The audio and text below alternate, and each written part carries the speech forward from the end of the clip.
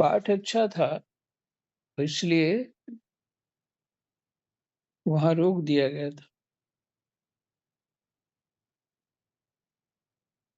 श्री गणेशाय नमः। श्री सीतारामाभ्यां नमः।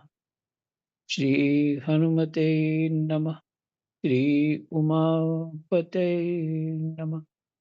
श्री गुरुवे नमः। सब संतन की जय जय।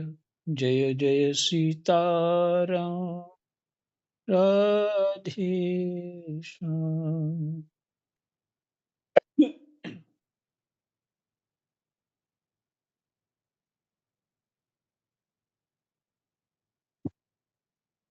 दशम स्कंद 48वां अध्याय।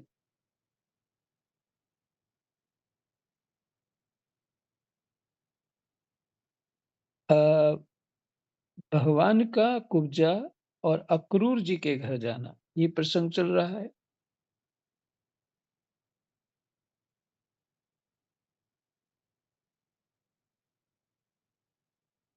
तो जो इसमें अध्यात्म की बात करी है,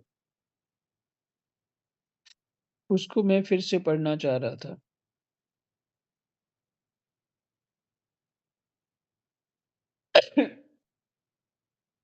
कृष्णाय वासुदेवाय हरे परमात्मने प्रणत क्लेशनाशाय गोविंदाय नमो नमः।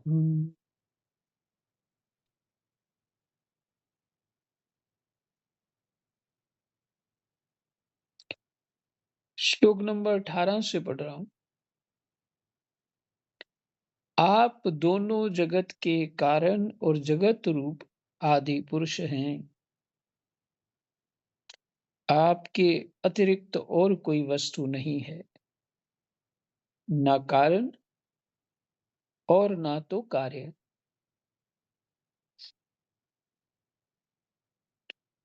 कार्य हो गया सृष्टि की रचना, कारण हो गया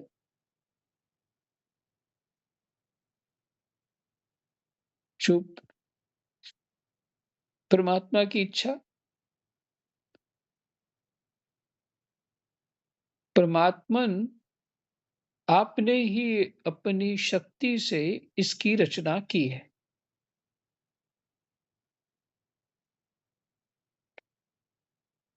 और आप ही अपनी काल माया आदि शक्तियों से इसमें प्रविष्ट होकर जितनी भी वस्तुएं देखी और सुनी जाती हैं, उनके रूप में प्रतीत हो रहे हैं। परमात्मन आपने ही अपनी शक्ति से इसकी रचना की है, और आप ही अपनी काल माया आदि शक्तियों से, जो काल है माने समय है, ये भगवान की शक्ति है। यही सबको खा जाता है। माया जो रचना, इसमें उत्पन्न होना, उसका पालन होना और फिर संहार होना, ये माया आदि शक्तियों से इसमें प्रविष्ट होकर भगवान इन सब में प्रविष्ट होते हैं। जितनी भी वस्तुएं देखी और सुनी जाती हैं, उनके रूप में प्रतीत हो रहे हैं। दूसरा कोई नहीं है, आप ही हैं।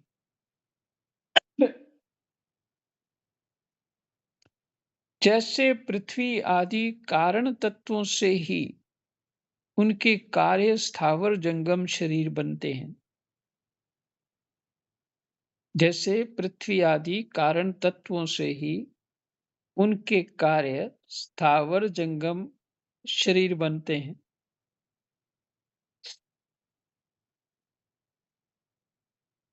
उनमें अनुप्रविष्ट से होकर अनेक रूपों से प्रतीत होते हैं।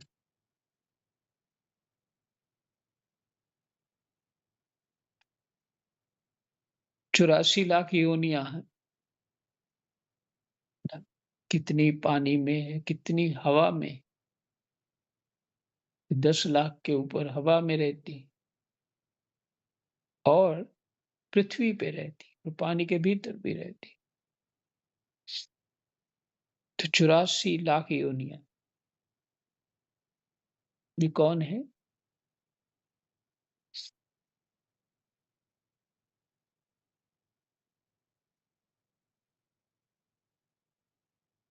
जितनी भी वस्तुएँ देखी और सुनी जाती हैं, उनके रूप में प्रतीत हो रहे हैं, वो आप ही हैं। अच्छा, एक अभी से एक बात याद आ गई, बहुत पुरानी बात है और आपने संत जो नामदेव जी, उनका तो चरित्र सुना ही होगा। वो बहुत ही अद्भुत उनका चरित्र है। उनका जन्म हुआ था, उनकी माता की शादी नहीं हुई थी और भगवान को उनकी माता भगवान को ही पति मानती थी और वो गर्भवती हो गई और उसके बाद ये नामदेव जी का जन्म हुआ। ऐसी विचित्र कथा है और उनका जन्म भी अद्भुत है। और ये नाना जी के पास रहते थे, नामदेव जी। मने पिता के पास ही पुत्री रहती थी और ठाकुर सेवा करती। इनके पिताजी बहुत भक्त थे, ब्राह्मण और तो उपासनाओं के बारे में वो पिताजी से सुनती रहती थी।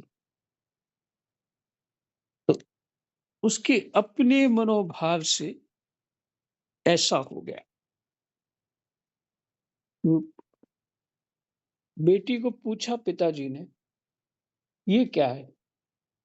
तो उन्होंने सही पूरा बता दिया कि मैं भगवान के प्रति पति भाव रखती हूँ और तो मेरा कहीं किसी के साथ कोई संपर्क नहीं और मैं अपने भगवान की ही कसम खा रही इत्यादि करके पिता ने जब पूछा तो फिर पिताजी ने भी कहा ठीक है, जो कुछ भी समाज बोले सो बोले, पर तुम्हें उसको जन्म देना और घर में ही रखा। ये नामदेव बचपन से ही बहुत भक्त हुए और नामदेव जी एक कहीं मंदिर, दूर मंदिर में कीर्तन करने गए थे। जहाँ कहीं कीर्तन होता वो चले जाते, सुनते। पहले रास लीलाएं हुआ करती थी। तो और दूसरे गांव में गए तो वापस आना है। ऐसा ही घटना घटी। वो दूसरे किसी गांव में गए थे, वापस आना था। तो आ रहे थे, रात का समय था, बहुत अंधेरा था। वहां क्या देखते हैं, कोई बड़ी आकृति प्रकट हो जाती है रास्ते में, बहुत ऊंची। और फिर अचानक वो छोटी हो जाती है और कभी कोई रूप धारण कर लेती है, कभी कोई रूप। नामदेव जी समझ गए।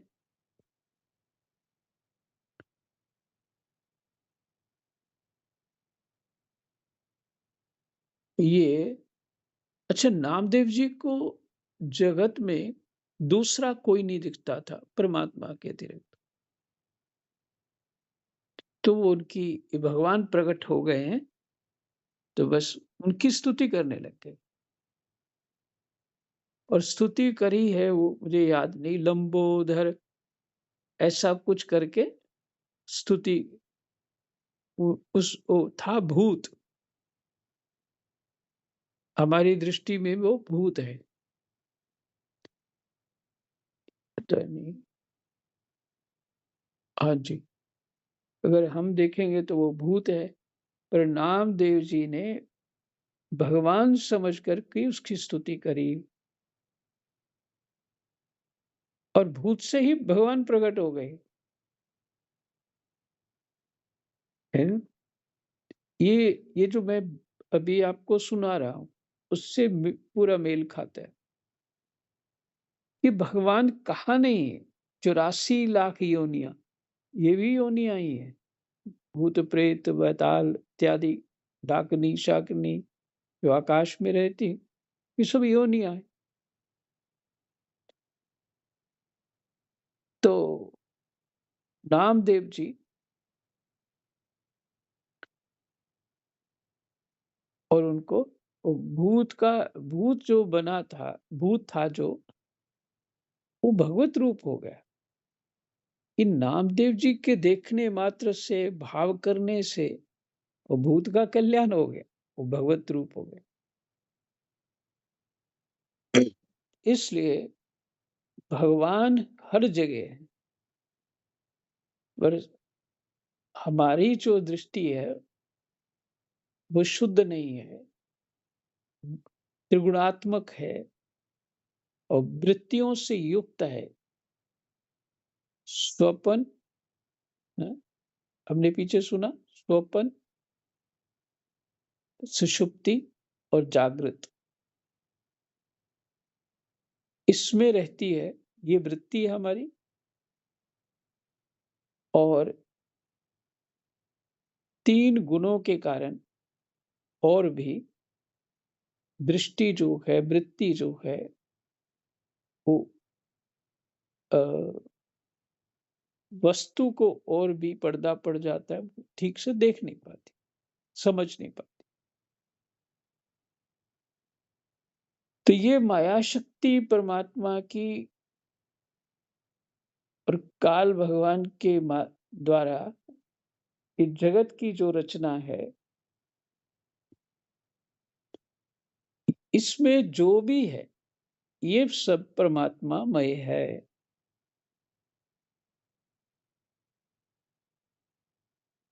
जड़ चेतन यहाँ स्पष्ट किया है, जड़, स्थावर और जंगम, वही जड़ चेतन होते। जैसे पृथ्वी आदि कारण तत्वों से ही उनके कार्य स्थावर जंगम शरीर बनते हैं, वे उनमें अनुप्रविष्ट से होकर अनेक रूपों में प्रतीत होते हैं, परंतु वास्तव में वे कारण रूप ही हैं।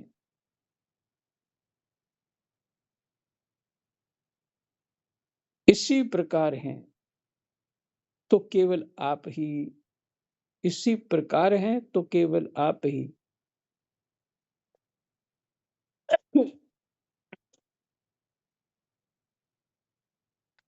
परंतु कार्य रूप जगत में स्वेच्छा से अनेक रूपों में प्रतीत होते हैं। कार्य रूप जगत में स्वेच्छा से अनेक रूपों में प्रतीत होते हैं। यह भी आपकी एक लीला ही है। इन सब में कौन है? भगवान है। और ये भी भगवान है, तो ये भगवान की लीला हुई। देखिए, एक घटना और याद आ गई। गिरिराज जी है ये, गोवर्धन जी। इधर वृंदावन से जाओ तो पहले गोवर्धन जी आएंगे, फिर उसको पार करके कोई 3-4 नहीं, 4 किलोमीटर से अधिक होगा, एक गांव पड़ता है। वहां पे एक महात्मा वृंदावन के किसी खेत में ही आश्रम बना लिया था उन्होंने। हम लोगों को निमंत्रण हुआ और हम लोग गए। तो महात्मा जी से बात हो रही थी, तो साधु लोग भी वहाँ रुकते थे। तो वो यही बात बार-बार बोल रहे थे, ये कुआँ बनवाया है, ये ठाकुर जी की लीला है, कुआँ बनाया है, ये मंदिर बनाया है, ठाकुर जी की लीला है, मंदिर बनाया है, ये रसोई घर बनाया है, ये ठाकुर जी की लीला है। और मैं ये समझ नहीं पा रहा लीला कैसे हो रही है? बड़ी पुरानी बात है। शायद 25 30 साल पहले की बात है। तो मुझे स्मृति हुआ। तो वास्तव में ये भगवान की ही लीला है। उन्होंने गुरुओं से इस बात को समझा होगा। इसलिए मुझे स्मृति आ गई उनकी। ये लीला है। और ये अगर वो लीला है तो सारा जगत ही उसकी लीला है। तो है ना लीला, क्यों नहीं? भगवान ही सर्वत्र है समान रूप से। सब में है। भगवान कह रही है आत्मा में हूँ। और ऊपर गुण दोष है त्रिगुणात्मक माया के। और तो तीसरा कोई है ही नहीं, क्योंकि लीला अगर रचनी है मतलब अपने कोई सब्जी इत्यादि बनाना है तो उसमें तो बहुत सारी चीजें डलती है। इसलिए जगत बनाना है तो गुण दोष अच्छा बुरा सब कुछ चाहिए। नालायक भी चाहिए, बुद्धिमान भी चाहिए। तो ये सब परमात्मा, ये उनकी लीला है। देखिए अगर ऐसी बुद्धि हो गई ना तो प्रसन्न हो जाओगे। बात समझ गए तो प्रसन्न हो जाओगे।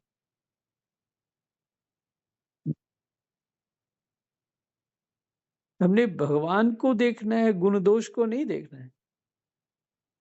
क्यों नामदेव जी ने भूत के अंदर भगवान देखा और भगवान ही प्रकट हो गए उससे। गोस्वामी जी ने संसार में परमात्मा देखा, राम जी को देखा, तो उन्हें जगत सीताराममय दिखने लगा। हम जगत में ठग ही देखते हैं तो हमें ठगमय दिखता है। हमें भला बुरा देखते हैं तो हमें भला बुरा दिखता है। तो इसमें रामायण की वो चौपाई घट जाती है कि हमें देखना नहीं आता वास्तव में। इसलिए दो जगह ये प्रसंग है। एक तो जो भगवान कंस के यहाँ वो युद्ध कर रहे थे और दूसरा जब राम जी जनकपुर गए थे, धनुष तोड़ रहे थे। तो जिन्होंने जैसा देखा उनको वैसा ही अनुभव हुआ, है ना? तो इसका गहरा भाव ये निकला कि हम जैसा देखते हैं वैसा दिखता है। क्योंकि भावना और विचार से ही संसार दिखता है।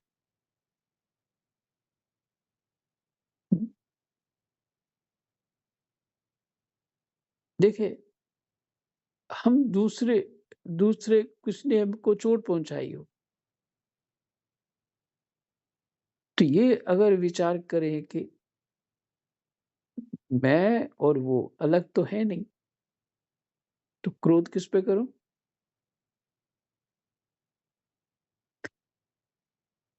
तो क्रोध नहीं करोगे। जब अपने आप को जड़ समझोगे, दूसरे को जड़ समझोगे तो फिर क्रोध करोगे। अलग समझोगे तो क्रोध करोगे। इसलिए दृष्टि हमारी मने वही अंतःकरण, मन बुद्धि चित्त अहंकार, इसको कहते हैं अंतःकरण। शुद्धि नहीं हुई तो जगत में जो जैसा अब दिख रहा है ना, वैसा ही दिखेगा और उस देखने से ही हम दुखी हैं।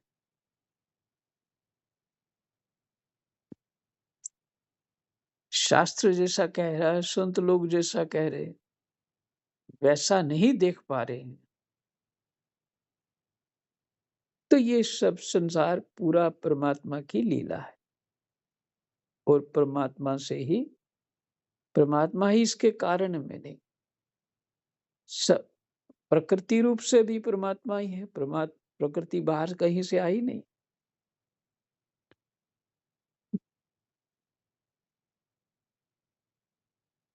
और तत्व रूप से भी परमात्मा ही है। इसका ये अर्थ हुआ कि तुम कोई दूसरे नहीं हो, तुम वही हो। लेकिन अज्ञानवश चित्त शुद्धि ना होने के कारण अपने आप को हम हीन, मतिहीन, दीन, ना जाने क्या-क्या अपने आप को कभी अहंकार से विचार करते हैं। जैसे गोस्वामी जी कहते हैं, दीन बंधु सुख सिंधु कारुणिक रघुराई मन जरत त्रिविध जुर करत फिरत बोराई कबहु जो गरत भोग निरत सठ कबहु दया अति सोई। है, ये वृत्तियां जो हमारी हैं, कबहु हीन मति दीन रंग कतर कबहु भूप अभिमानी है। हमारी वृत्तियां ऐसे अलग अलग तरह की अलग अलग समय में होती रहती। तो वैसा वैसा ही जगत दिखता है, वो स्थिति हमारी बनी। ये अशुद्धि है। ये कलेश क्या है? ये किसी और का दोष नहीं है, किसी का नहीं दोष है। ये हमारी अज्ञता है। इसलिए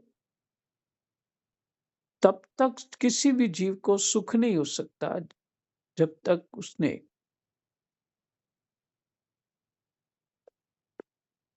तत्व को नहीं समझा। समझ करके फिर उसका अभ्यास करेगा, उसको दृढ़ करेगा और फिर सुखदेव जी की तरह कहीं फिर माया प्रबल ना हो जाए तो बड़े भय से जगत में निवास करते हुए भी परमात्मा में चित्त जोड़े रखता है। कहीं मैं नारद जी की तरह फंस ना जाऊं।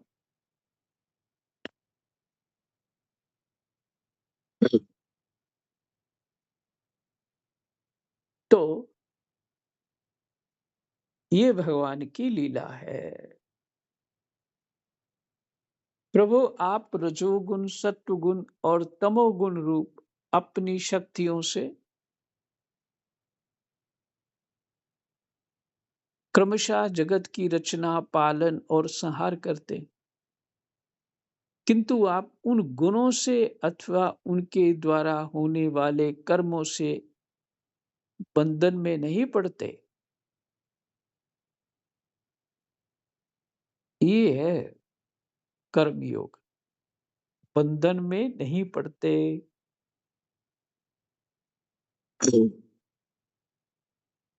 क्योंकि आप शुद्ध ज्ञान स्वरूप हैं।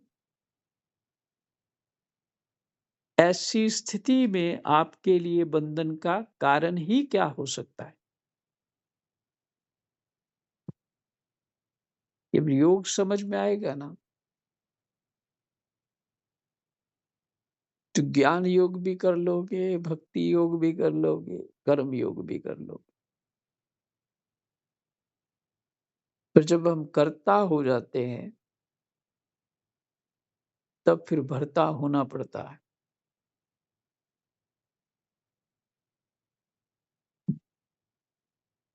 कर्ता हो गए तो भरता होना पड़ेगा।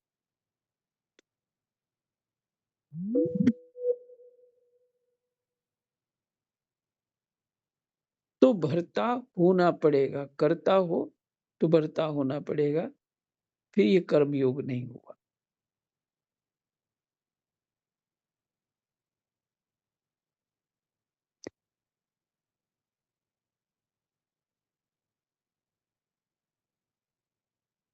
प्रभु स्वयं आत्म वस्तु में स्थूल देह, सूक्ष्म देह आदि उपाधियां ना होने के कारण ना तो उसमें जन्म मृत्यु है और ना किसी प्रकार का भेदभाव। फिर से, प्रभु स्वयं आत्म वस्तु में स्थूल देह, सूक्ष्म देह आदि उपाधियां ना होने के कारण ना तो उसमें जन्म मृत्यु है और ना किसी प्रकार का भेदभाव। स्वयं आत्म वस्तु में माने आत्मा में, उसमें जन्म मृत्यु इत्यादि, देह इत्यादि कुछ नहीं। यही कारण है कि ना आप में बंधन है और ना मोक्ष। आत्मा का ना बंधन होता है ना मोक्ष होता है, क्योंकि बंधन हो ही नहीं सकता, मोक्ष कहां से हो जाएगा।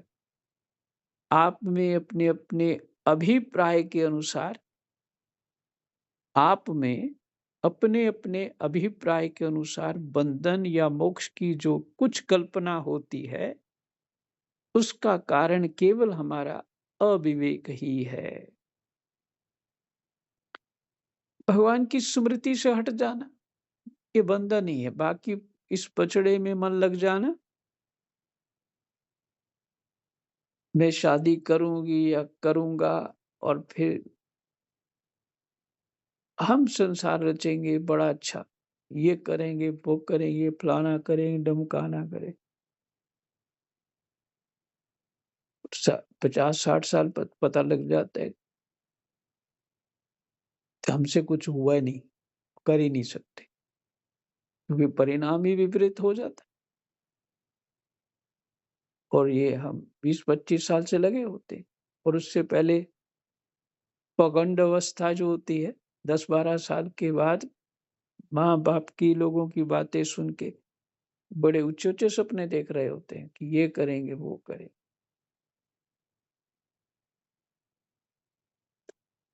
तो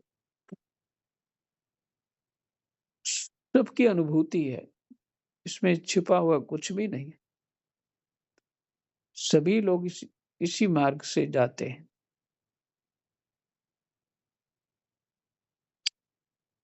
तो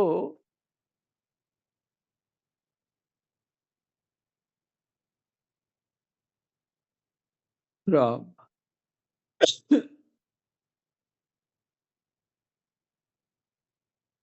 तो बंधन और मोक्ष नहीं, आप में अपने अपने अभिप्राय के अनुसार, आप में अपने अपने अभिप्राय के अनुसार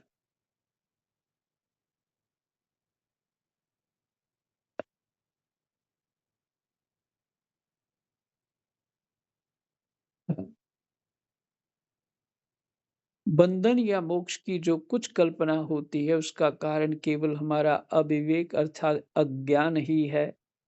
आपने जगत के कल्याण के लिए ये सनातन वेद मार्ग प्रकट किया है। सनातन वेद मार्ग प्रकट किया है। ये वेद का तो अर्थ ही सुन रहे हैं आप। शास्त्र जो है वेद का अर्थ है।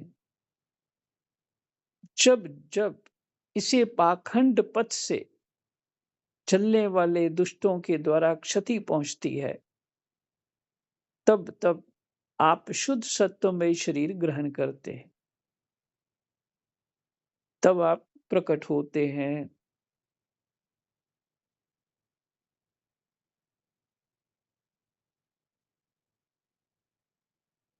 प्रभु वही आप इस समय अपने अंश बलराम जी के साथ पृथ्वी का भार दूर करने के लिए यहाँ वसुदेव जी के घर अवतीर्ण हुए हैं।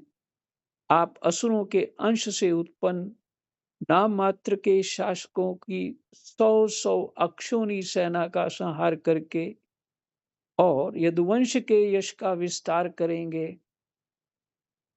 इंद्रियातीत परमात्मन, सारे देवता, पितर, भूतगण और राजा आपकी मूर्ति हैं।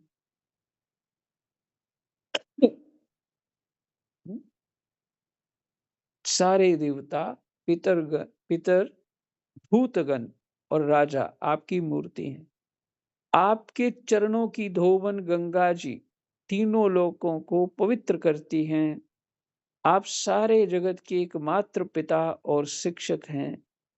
वही आज आप हमारे घर पधारे, इसमें संदेह नहीं कि आज हमारे घर धन्य धन्य हो गए। उनके सौभाग्य की सीमा ना रही। प्रभु, आप प्रेमी भक्तों के परम प्रियतम सत्य वक्ता,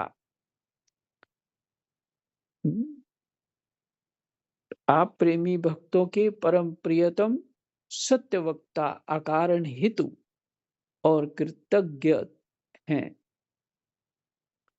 84 सेवा को भी मान लेते हैं। भला ऐसा कौन बुद्धिमान पुरुष है जो आपको छोड़कर किसी दूसरे की शरण में जाएगा। आप अपना भजन करने वाले प्रेमी भक्त की समस्त अभिलाषाएं पूर्ण कर देते हैं, यहाँ तक कि जिसकी कभी क्षति और वृद्धि नहीं होती, जो एक रस है, अपने उस आत्मा का भी आप दान कर देते हैं। भक्तों के कष्ट मिटाने वाले और जन्म मृत्यु के बंधन से छुड़ाने वाले प्रभु, बड़े बड़े योगी राज और देवराज भी आपके स्वरूप को नहीं जान सकते, परंतु हमें आपका साक्षात दर्शन हो गया। ये कितने सौभाग्य की बात है प्रभु। हम स्त्री पुत्र धन स्वजन गेह और देह आदि के मोह की रस्सी से बंधे हुए हैं। अवश्य ही ये आपकी माया का खेल है। आप कृपा करके इस गाढ़े बंधन को शीघ्र काट दीजिए। ये है बंधन जो सुता बनाया, और भगवान जी बनाया सोता है, भगवान जी कह रहे हैं आप काट दीजिए। यही विश्राम करते। जय जय सीताराम, राधे श्याम, कृष्णाय वासुदेवाय, हरे परमात्मने प्रणतः क्लेशनाशाय गोविंदाय नमो नमः।